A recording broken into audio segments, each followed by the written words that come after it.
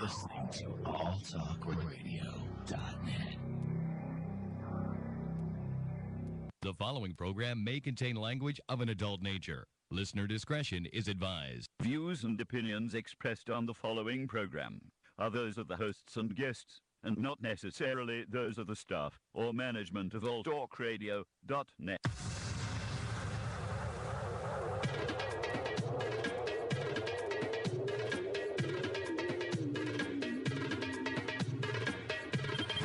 The Jeremy Womack Show. Bring 'em out, hey. Bring 'em out, bring 'em out, bring 'em out, hey. Bring 'em out, We interrupt this program to bring you this bulletin. Check this out. Good to be in the seal, man. It's TIP. You heard the nightlife, lost life, what I mean. The Jeremy Womack Show.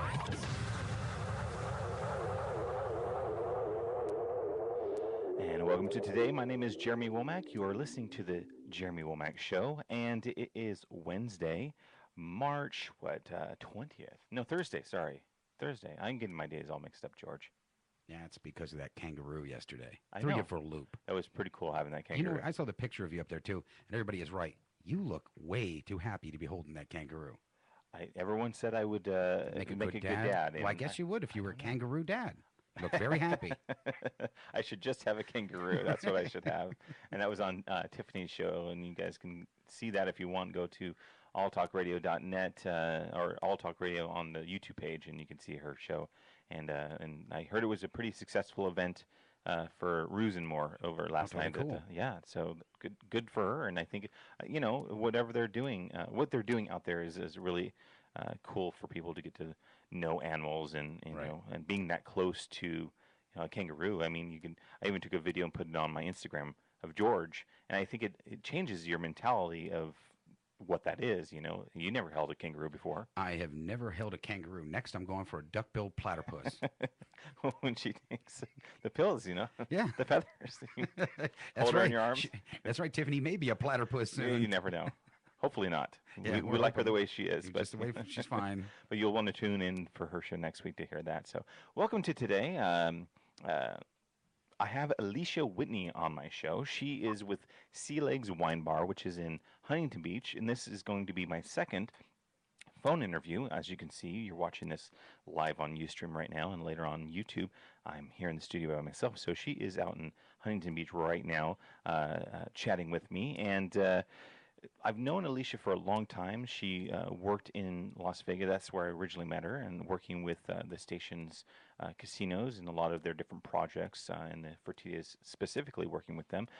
So she was able to take this knowledge that she gained out here in Vegas and her knowledge of being a wine connoisseur and all this, and taking that and out to Southern California and all this knowledge of marketing and service, and starting something in Huntington Beach with SeaLegs. And I have got friends that go there and say it's great food. I have not yet been there, and I would like to go, but say it's great food, great drinks, great atmosphere. And so obviously she's done quite a good job, and we have her on the phone with us right now. Hi, Alicia. How are you doing? Good. How are you, Jeremy? I'm doing fantastic. So how's the weather out there? Oh, it is about 65, maybe 68 degrees, and it's a mild day, and it's just another nice day at the beach. Nice day at the beach. I certainly miss Southern California. In fact, I grew up, I went to high school in Huntington Beach, actually, so I didn't know if you knew that or not. But That's awesome. What's high school? I went to Ocean View. Oh, awesome. So did my partner, Lisa. She went to Ocean View as well. Yeah, graduated in '95. Go Seahawks, kind of, sort of. But yeah, it's a Okay. it's a neat little town, that's for sure. Well, it's a big town, but has a lot of cool things. And like your bar, is that where you grew up? Is that why you wanted to start it there, or where'd that come from?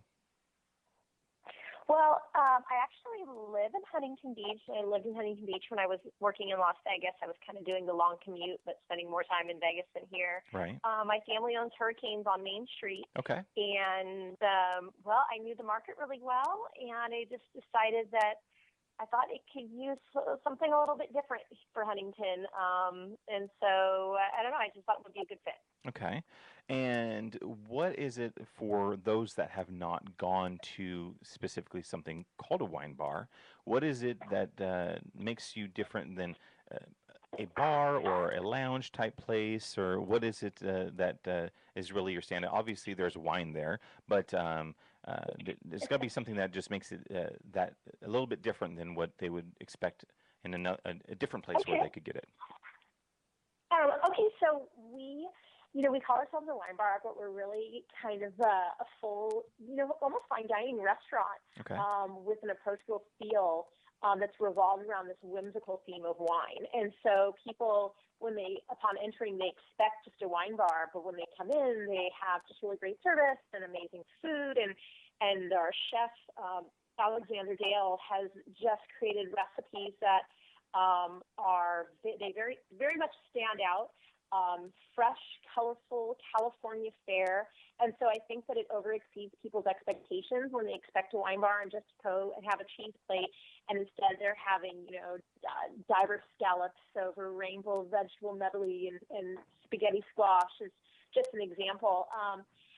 Also, our decor is very Hamptons-esque, and it's, if you can imagine, the ceiling is half the ceiling is about 40 feet high, and the other half of the ceiling is about 10 feet high. Okay. And so in the area that's 40 feet high, we had built a wine library wall, if you will, that is encased in glass with swivels to get to all the wine. And it's filled with the wine lockers of all the prominent families and businesses in the area where they get, a very special VIP treatment with their own custom wine glasses with their names engraved on them, and an app where they can check out their wines from their cell phones, and they'll send a message to my management saying, chill the Nickel Chardonnay, and we'll have it ready and waiting for them on their table when they walk in, chilled at the perfect temperature with their wine glasses there.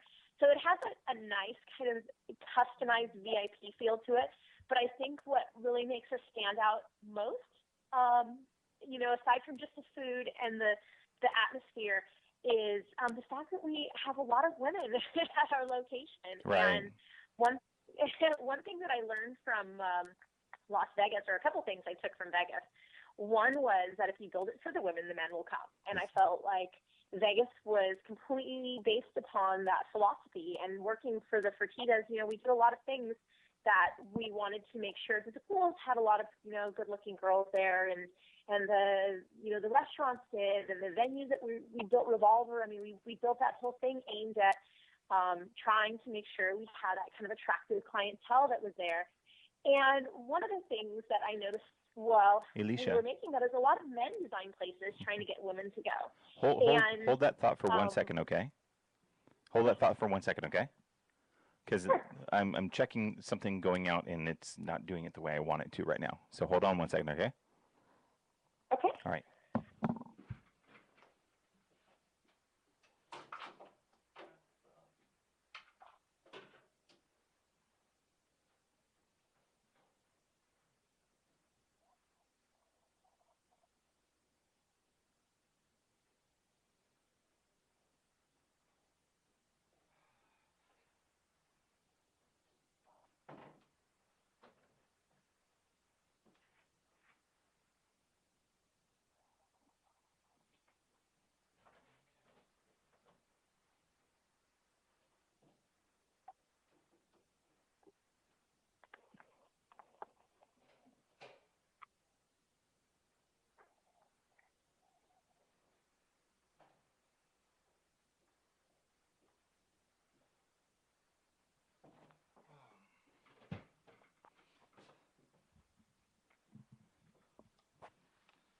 You still there?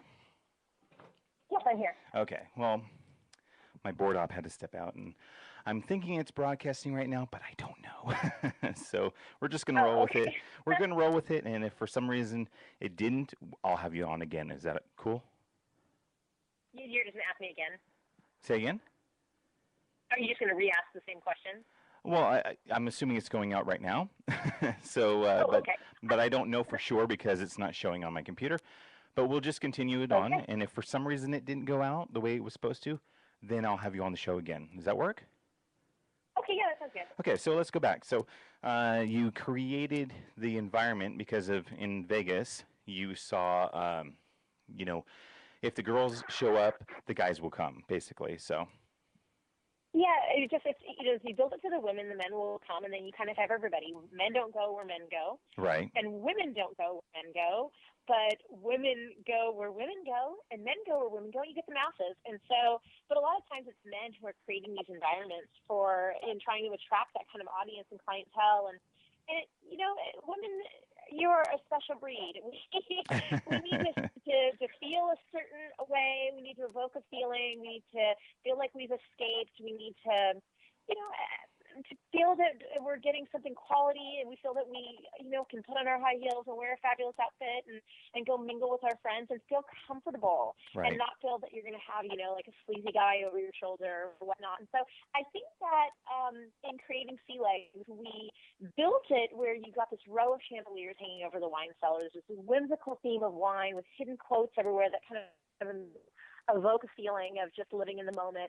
And then what happens is you get really great men who come in who follow. And the guys Right. who are coming in are the guys who are ordering a nice bottle of wine and sending over a glass to the ladies. And it's girls who are coming in with, the girls' night out with more girlfriends and moms taking the night out. And so at any point in time, I think when you go into SeaLegs, you will see it about 80% women.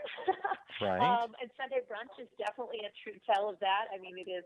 There's about a line around the door on Sunday brunch for a good 4 hours of bottomless champagne. And, the last time I counted, I think there was like 7 guys for about 200 women that Wow. were in there. It's not that it's feminine. I mean, the place is not feminine. It's definitely, but it just happens to be who we're attracting. And so, which it's kind of a hidden secret. Every time I say this, some guy who's in the restaurant elbows me and says, "Hey, don't tell anybody." Yeah, don't tell anyone that it's all girls and no guys, because then it's going to change. So now everyone's going to know.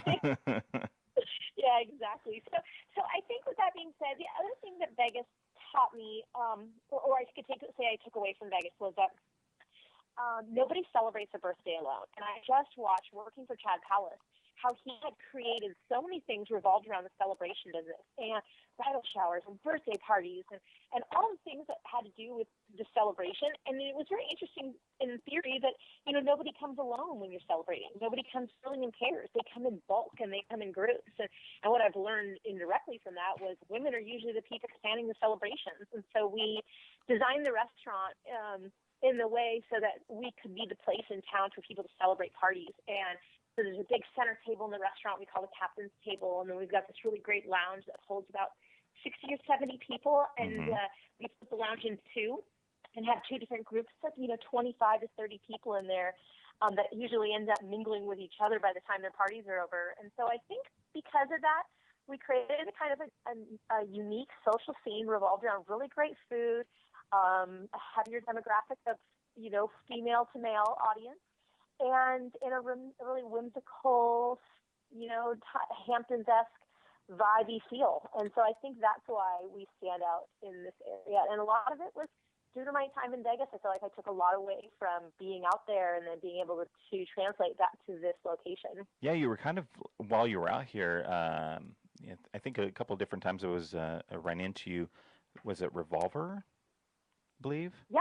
Okay. So working with the stations, kind of just really threw you into the, the trenches, if you will, or the wolves to quickly, because things change so much in this town and the offerings are so different that you have to be ahead of that curve and introduce something that people aren't used to seeing, and I think that was great that you were able to get that from your work here and then translate to that there, because I personally think that puts you ahead of everybody out there, because they didn't get that knowledge or that drive to make things quickly come off good and be successful right away. I mean, everybody wants that. Obviously, they want that to be successful right away, but it's ingrained into you to try and make that happen. Keep it classy and keep the idea there, but do it quickly so you beat people that might try to copy what you're doing, I guess. Yeah, that's so funny. All that around is so true. I mean, Vegas, I always joke around. Vegas is like boot camp. If you're in this industry, it's kind of. And I lived in Orange County as a marketing director for LA Weekly and OC Weekly, and got called out by Chad Powell to come to Vegas. And my first day was 5 days, and my second day was 45 days. And 3 years later, I'd been living inside the Red Rock Casino. We were putting together all these events and promotions, and then eventually started going into venues. And the thing is Vegas operates in a path that is so much more aggressive than other markets, where they don't wait for things to happen. They make it happen, and they don't wait to try to figure it out. They set the pace of how other people figure it out. And, I feel like going to Vegas to go work for what I did was kind of like an actor going to Hollywood. And it took away so much from being out there. And I really, really wanted to move out there. I felt like I was meant to actually be in Vegas, and I was hoping to, further my career out there. But I had, I had gotten married before I got to Vegas, and I had to make some decisions over, my husband didn't want to move, and I was spending more of my time in Vegas than here. And right when we had to make really tough decisions, I got pregnant and came home and just tried to figure out what I was going to do next, and enter SeaLegs. But I would tell you, if I didn't spend that time out there in Vegas, I don't know if I would necessarily be where I'm at today. I mean, Vegas definitely was like boot camp for this type of business. And that's the way I think with a lot of people, either that they hone their skills working in the nightlife or, show business out here in Vegas, and it's such that fast forward approach that they can launch their own businesses in that same field here or elsewhere and be that much more successful. I think it's fascinating that happens. I mean, I guess maybe when you're in it, you don't think of it that way. You're just kind of just doing your job. But totally. But so when true. you go out there and you're like, okay, like you said, you're pregnant, you're coming up with these ideas, and you have your journal there, and you're sketching out things, and you're thinking about if you were to design this ultimate place for people to go, how would it look, how would it feel, and you took all that knowledge and put it in there. And like you said, you may have not been able to do that same thing had you not sharpened your skills here first. Yep, agreed. I mean, one thing I hear a lot is, wow, your marketing is so great. Your marketing is, it's hard to keep up with your marketing efforts. And the funny thing is, I don't even think twice about the marketing efforts. It's just what you do. Right. It's like breathing. It's like, eating breakfast in the morning or going to work out. I mean, you got to post on Facebook. You got to do promotions. You got to have your promotional calendar together. Yeah. You got to make sure you're doing collaborations, and you got to make sure you're pushing it out. You got to make sure you're building your social media. I mean, it just seems to come so first nature, but that's because that's how you do things when you're in a market like Las Vegas. Right. You're aggressive. You don't even think twice about it. It's just a recipe for success. But when you leave Las Vegas, you realize that not everybody operates that way. And being able to take that habit and translate to this market has been really effective so far. And it probably even scares away people from wanting to even touch your demographic. I would think, because they're like, well, I'm, if they can't keep up, they're like, okay, so all it's going to look like if we open a wine bar too is that we're copying, but then we're not going to be able to keep up with the type of marketing that she does. So why even bother? That's what I think. Yeah. You know what? You would think that way. But you know what? I also think that indirectly I'm kind of teaching other people around here. That's good. And kind of setting a precedent for how things are done. Right. Maybe people who are not so familiar with that Vegas pace, and now we're doing it, and they're starting to watch what we're doing and starting to follow suit. And so it's kind of creating a little bit more momentum, I think, in this market, I would say. Yeah, I mean, of all different types, it could be a business completely different than yours, but they see how you're doing it, and they're like, I could take that same approach and apply it here and probably be as successful. Yeah, absolutely. Now, absolutely. Do you think, and this is going back to the previous thought of, the SeaLegs being more of a woman's hangout place, do you think it's because it's called a wine bar and a guy would look at that and go, oh, I don't know, it's kind of like, in high school, you probably would have had more of an advantage of dating different women if you went into home ec class or you were part of the cheerleading squad or something, but then the guy goes, oh, I don't want to do that because that's not masculine to go to a wine bar. You know, do you think that's the takeaway, or they just really haven't discovered it yet? You know what? I would say there's twofold. One is that in designing the restaurant, we definitely didn't want to make it like shabby chic and only speak to women. So the designer mirrored it off of a Armani yacht from like 1950. So imagine like a crisscross boat, but just green travel. But he added these touches that make it almost like a flies to light, where we put that row of chandeliers and we put it right in front of the door. So when you're driving by, all you see is just row of crystals. And women just seem to flock to anything, dazzling and shiny and fabulous. And so I think that one is in the design, and then you get in there and it's a very whimsical. I think part of it has to do with the design. I think the other part absolutely has to do with wine. I mean, that's exactly why I went after wine, is because I knew that would also attract the demographic that I was trying to build here. Right. The parties also come to play. It's just having a place to celebrate, and we definitely market going after women. I mean, I'm not marketing going after really anybody else, and we do events for mommy bloggers and for fitness, and we do stuff for we have collaborations with things like Pure Bar, places where a lot of women go, schools, and because of that, we're getting that demographic. But I also in twofold is that in Huntington Beach there is kind of this bro, if you will, like stigma because of downtown's Main Street, and you see it, I'm sure, all over the news. We had the riot this last year. Sure. So we get a lot of that tattooed, and we always call it kind of the inland crowd coming here. That when you're local, that's what you call it. Sure. But I think what happens is we let that crowd go to Main Street, and our crowd is like the more refined band. Yeah, because you're not right on Main Street. You're on Beach, right?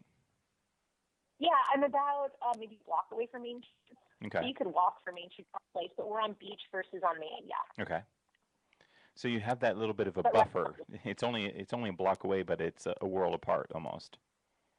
Oh yeah, it's absolutely a world apart. Yeah, and so we're not getting that Main Street crowd. We're definitely, and we call it that Main Street crowd, which is a little bit more of that bro scene. And so what we're getting is more of that locals crowd of people who live here in Orange County, and people, who come as far as San Clemente to Los Angeles, who are going there as a destination, but primarily the Costa Mesa, Huntington Beach, Sunset Beach, Long Beach areas, and letting kind of the tourists go to Main Street.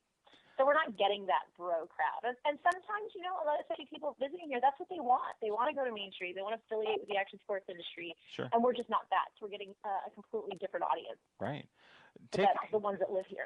Take me back to your times in Vegas and some unique challenges that you found, and you can be as specific as you like, when you were doing things, like at Revolver or wherever, that they were such unique challenges, but you were able to overcome them, and they directly correlate to the success that SeaLegs is seeing. Interesting. Well, I know. I throw that gauntlet down and see how you go with it. Really zero in on that. The challenges that I saw.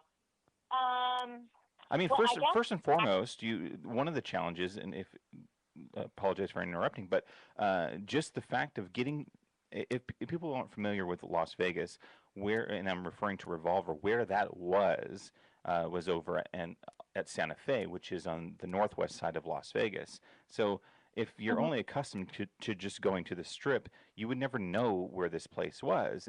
But it was a neighborhood, if you call it a neighborhood casino, but large in scale. It wasn't just like a row of machines or something. There were restaurants and all sorts of things for the neighborhood to go there as opposed to going to the Strip. So just getting people there, was a big part of the push, and I recognized it because of Casey, Skittles, and Trudy. I was like, totally.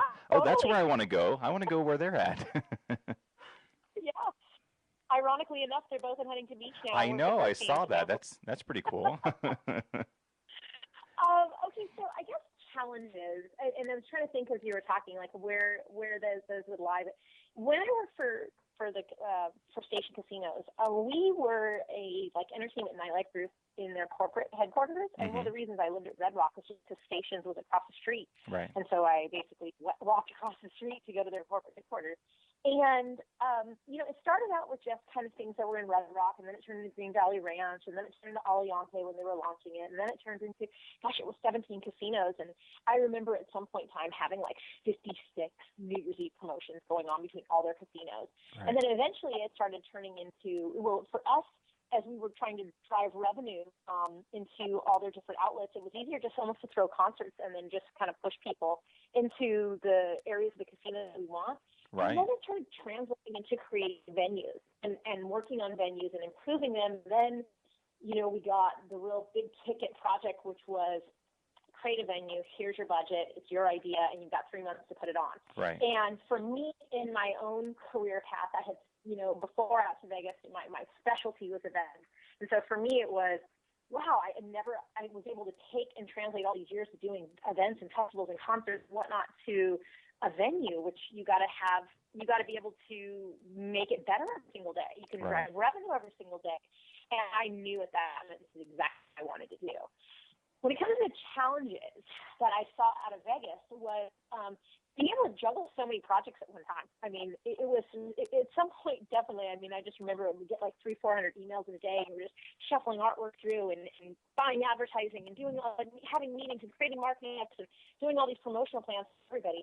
And that was a challenge at that point. It was a lot of juggling. Right. And as much as I thought that was a challenge then, even though I have one now, that challenge is still very prevalent. I mean, you have to use the same kind of, or at least I do, use that same kind of method to be able to try to drive revenue. And I would say that juggling all of those accounts turned into one, and it's allowed me now to think more of a bigger circle. And I am not just quite satisfied with one. I wish I could. I feel like it's a disease sometimes. But I feel like I need to make 2 or 3 or create another concept.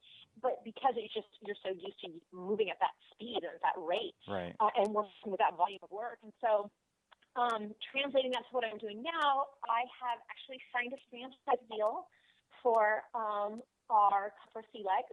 And we signed with a company called FranSmart, and they actually have done Wolfgang Puck and Z Pizza and Five Guys Burgers, and they're a pretty big restaurant franchise developer. Sure. And so we signed a 600 store deal with them to sell and build 600 SeaLegs over the course of 10 years. Wow. And our strategy I had to go after the airport. Sure. And that's a good market. Right now we're getting ready for. Yeah, I'm sorry. No, I was just saying that's a good market to go after, the airports. Yeah, I mean, it's a lot of volume. Sure. It's kind of like a casino app because you just got to attract consumer and you're really trying to engage them on trapped. And so we're going after the airport right now. We're submitted to LAX, so fingers crossed that we get awarded the space, but there's 4 terminals there, so we're going to go after all 4 of them that are available and then continue on to the airport. And we're looking for strategic, franchisees in markets in the United States and look outside of the United States for some international development. Right now, we're also very close to possibly putting one in Belize. And so as soon as that, in a really nice resort out there. And so as soon as that deal is inked, I'll be able to, disclose the location. But I would say that those challenges from Las Vegas, in answering that question of juggling so many things, became a habit that translated it into building one, and then just feeling like you needed to move that volume and that pace in trying to grow the brand. But being strategic and smart so you don't grow too fast. Sure. You know? So then when you are saying that you are going to be looking for strategic partners and strategic franchisees, are you looking for people that already have what you have, or you're going to be able to take what you know and your business model as a whole, including your experiences that you honed your skills in Vegas and now in Huntington Beach, and you're going to be able to relate those to those franchisees coming up? Are you expecting them to have that same, or is that part of the whole model that they're buying into? Yeah, so kind of both, actually. What'll happen is, let's just say, let's just say we decide that it's a good fit for, let's say Vegas, actually, because that would be an ideal location to have some strategic partners in Las Vegas Right. to go back out in that market and build the SeaLegs out there. So say we find the right person, and that person could be in a restaurateur, person could be a high net worth individual.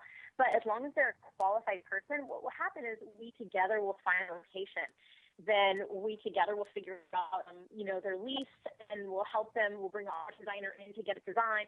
They'll do the build out, and then our chef will train their chef to replicate our recipes. And then I and my team will end up being kind of a marketing service to the SeaLegs. We'll train them how to be an operator of one, and then eventually we'll be marketing all of the SeaLegs that are everywhere, and that would be kind of your efforts would be as being a franchisee, is having this kind of high-level marketing team behind you to make sure that you're driving revenue. And that's sometimes something that's lacking. You'll have people go, I've got this great concept for whatever, and then they want to franchise it out. But it was good for wherever they happened to be, but then they didn't come with like a marketing background with it. So I think that might be your little leg up, in my opinion. Yeah, thank you. Hoping that sets us apart from the rest, and because of the marketing background and the experience, and even just going back to translating it to having all those venues and casinos and being able to juggle them all, is right. to be able to manage our one SeaLegs that we become experts at, and then become a high-level marketing team for all the SeaLegs that'll be out there. Would it be where all of them would look very similar, or would each one be specific to the location that it is in? Yeah, you know what? We have a range of SeaLegs that will be. I mean, sometimes in the airports you may get 500 square feet of space, sure. And then we got a very close to opening one in Newport Coast where it was a very large space, and it was even more regal and upscale than the one in Huntington Beach. And so we have this range depending on your zip code, where it's going, whether it's a shopping mall or a casino. And we would then, and by using ours, we would then custom make a SeaLegs to fit that location and that demographic. Okay, that's cool. I when it comes down to putting something like this together, obviously you understand, and I would like for those people that are listening that either want to do something similar as you're doing with a wine bar or a restaurant or any business for that matter, take people through that. Like you said, you had a company say, okay, here's your budget. You've got 3 months to put it together. It's all your ideas. Go. And most people don't have that advantage of when they're going to create something, but you did understand that a lot of it had to do with branding and marketing, and it sometimes didn't matter, especially here in Vegas, how good your product was if you weren't able to stand out amongst everything else that's out there. You can pick up a Las Vegas Weekly out here or 7 and just thumb through it and see ad after ad of competing people that all have superior products. It's just how do they get people there? So explain how that even is a part of it. Is that yes, your product is fantastic, but how do you get people to know about it? What are maybe, I don't know, some tips and tricks that you can give for somebody that's listening out there that wants to do something similar to go down that road? Because you did handle it on your own. Some people will go to maybe a PR agency, let's say, but you were able to do it on your own. So what are some tips you could give to people out there? I would say that the most important thing that you do from right off the bat is create a brand and stay consistent with your branding. If you notice, and I know that we're friends, Jeremy, so you can see all my stuff on Facebook and whatnot, but you notice all of my advertising all looks consistently the same. I put those 2 blue lines in each corner. It has like a nautical-esque feel. Even at station casinos, I didn't know what the word motherhood meant, and now I include a motherhood on everything I do, and that's basically our tagline, our location, our address, our phone number, and that always stays consistent wherever the message is on the inside. Right. So I would say that I would not spare a penny with making sure that your advertising, your branding stays consistent and it looks very clean and impactful. I use a company called Ink Refuge, and actually when I was in Las Vegas, they're here out of Orange County, great friends of mine. When I was in Vegas, I brought them over to Station Casinos, and they still have the account for all of their 17 casinos they have in Las Vegas, and they're still doing their advertising, marketing, graphic design.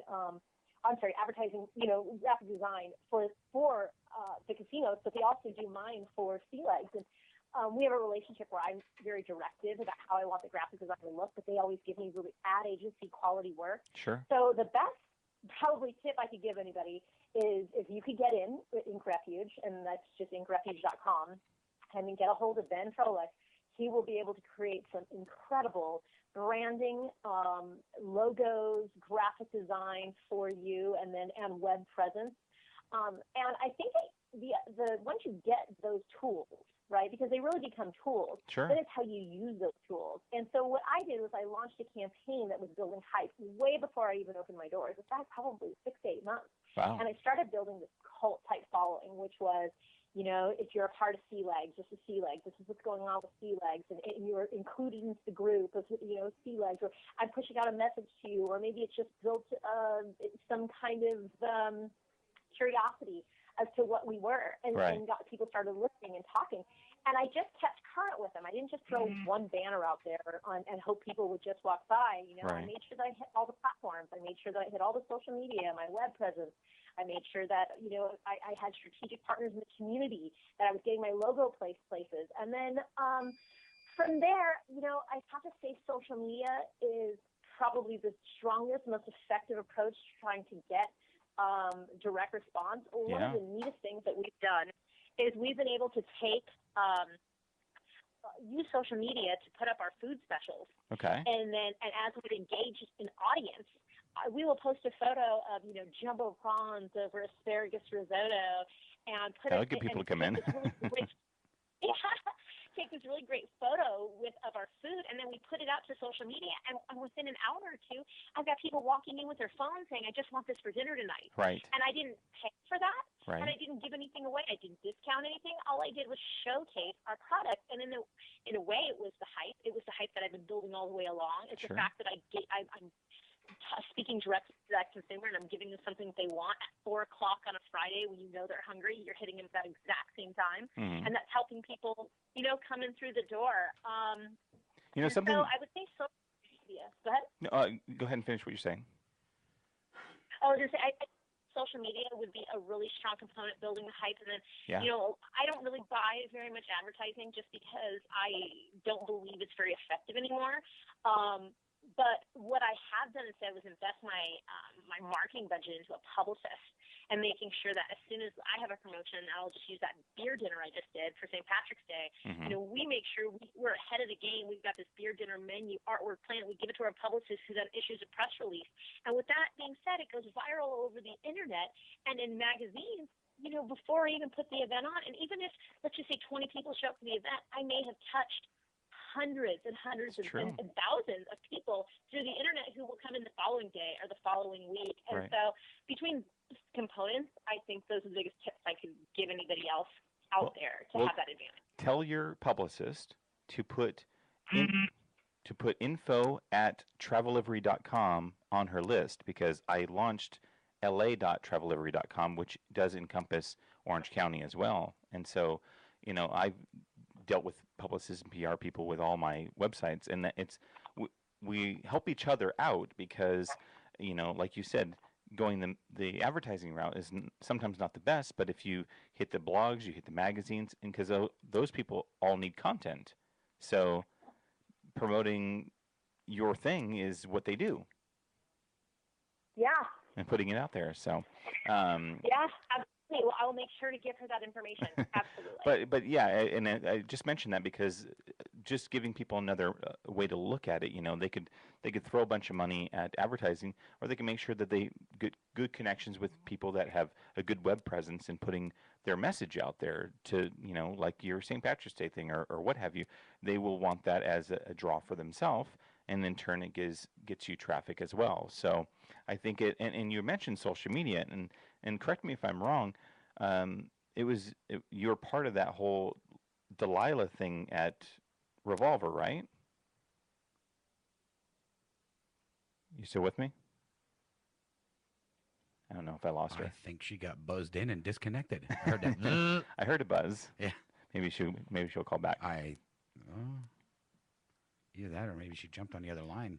The other call was more important. It could have been. Hello? There Are we you go. there? There you are. Oh, sorry. I think my phone just hit mute. I'm so sorry.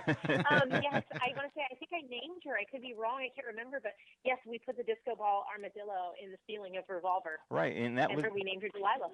And that was a unique concept, and I pointed out because sometimes you have to think out of the box of your advertising. So here in Revolver, as opposed to a normal disco ball being in the shape of a ball, it was in the shape of an armadillo to go with the country theme. And you actually created a Twitter account for Delilah. That was the name of the armadillo. And Delilah would tweet out things. So, I mean, just getting something different like that going where as the person reading it, you're like, okay, so the disco ball Delilah armadillo is talking right now. But it gave you something unique besides the fact that you just had a disco ball in the shape of an armadillo.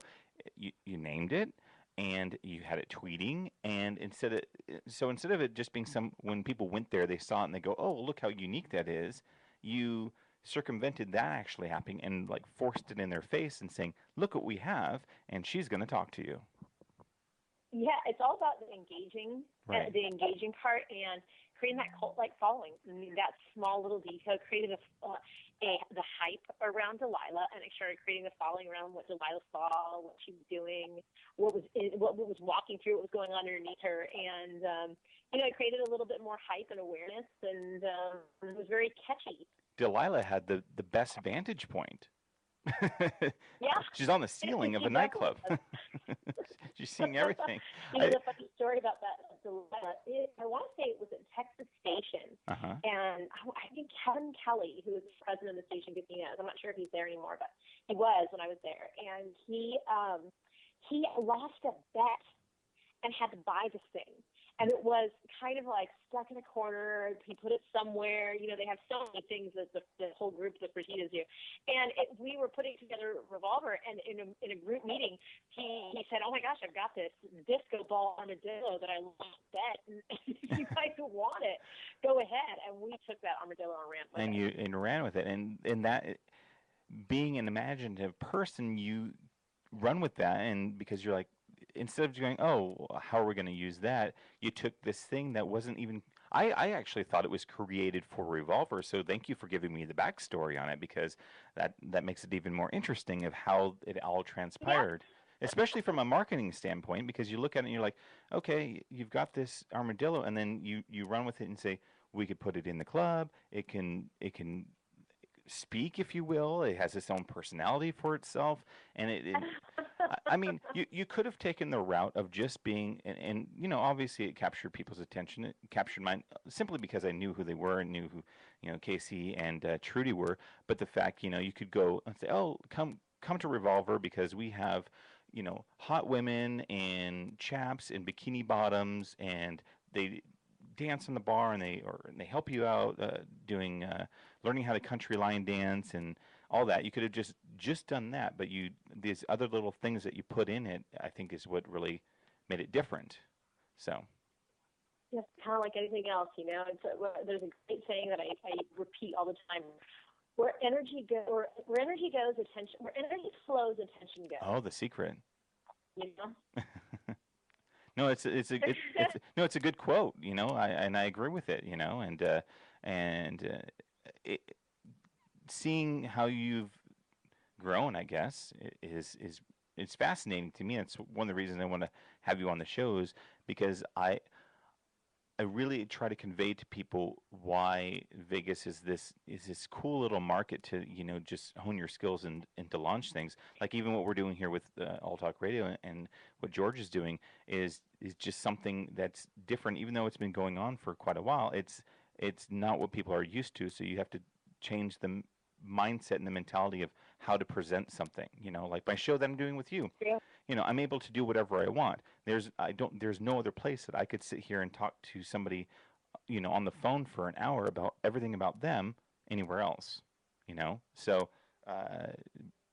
and I mention that because Vegas is almost like this perfect place to really, cut your chops on that, and then it could be launched many other places. So, oh my gosh, absolutely.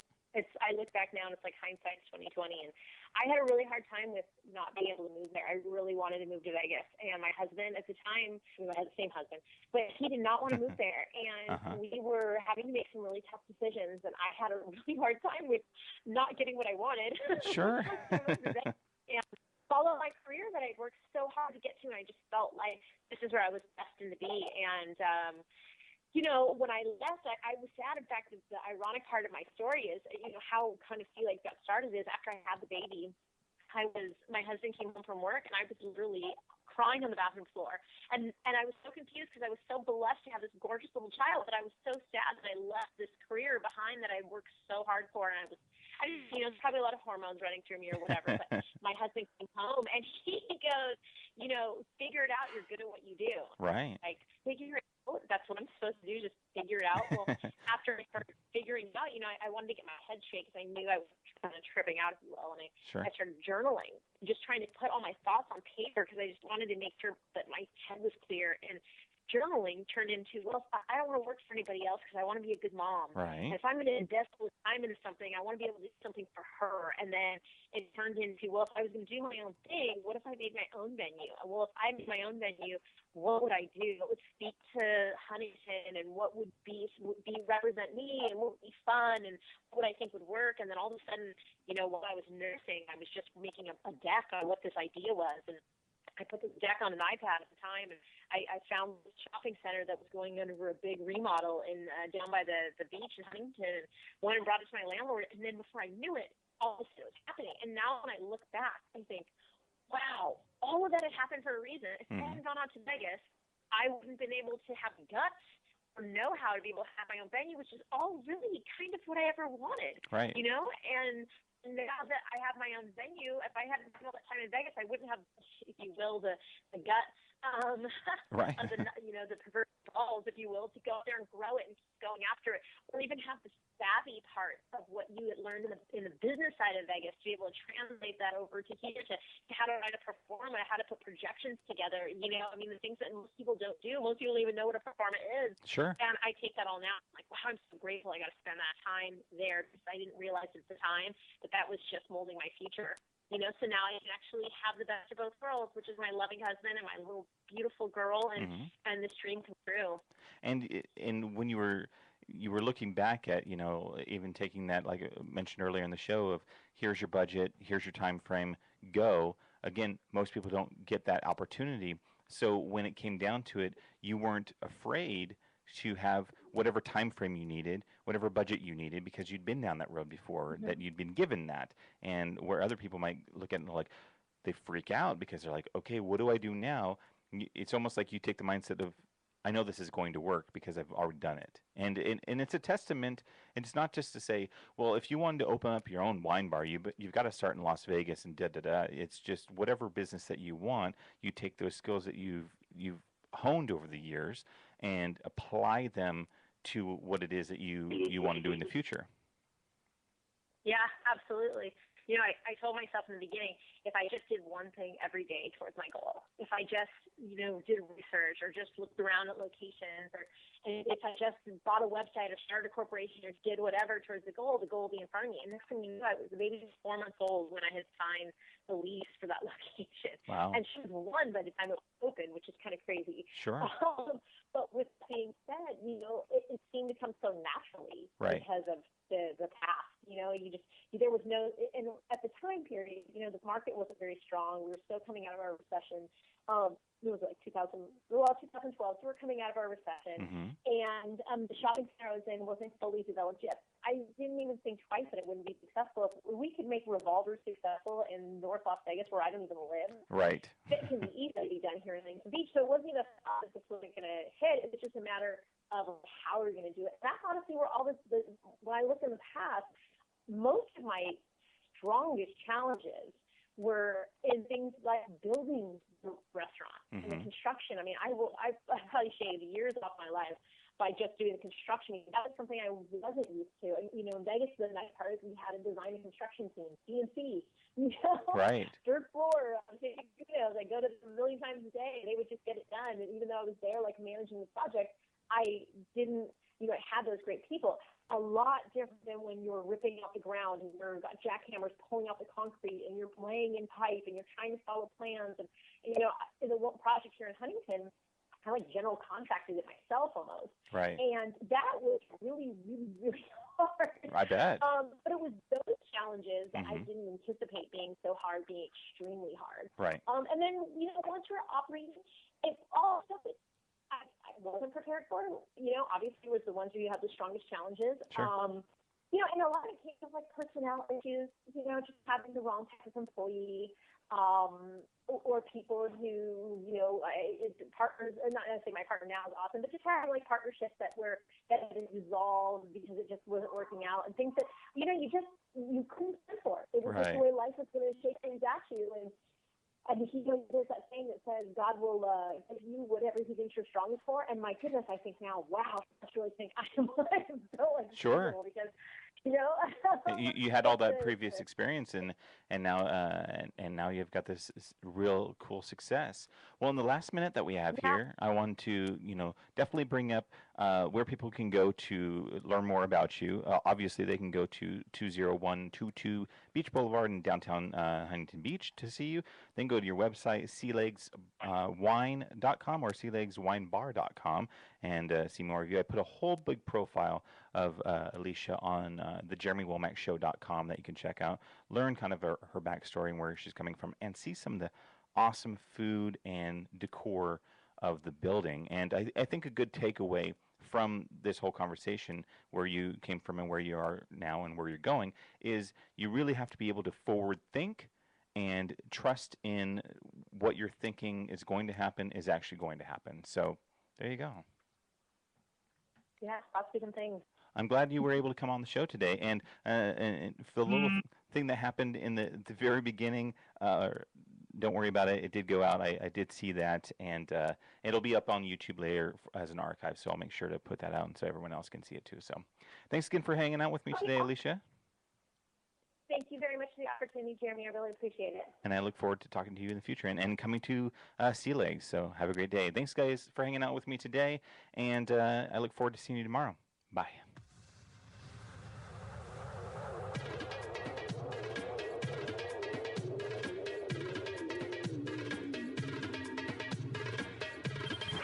The Jeremy Womack Show.